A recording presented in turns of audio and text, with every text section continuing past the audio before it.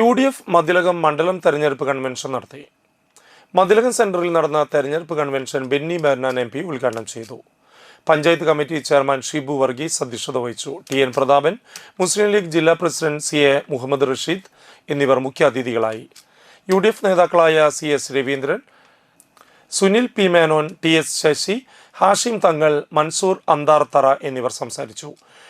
ജില്ലാ പഞ്ചായത്ത് സ്ഥാനാർത്ഥികളായ Saleem Purakkulam, Vineesh Kumar, block division സ്ഥാനാർത്ഥികളായ വിഷ്ണു, KK സഗീർ, ഷീല വിശ്വംഭരൻ എന്നിവർ സംബന്ധിച്ചു.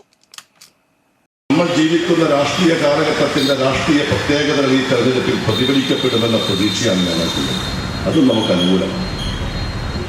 ഈ തെരഞ്ഞെടുപ്പിന് മറ്റൊരു രാഷ്ട്രീയ പ്രാധാന്യം കൂടി.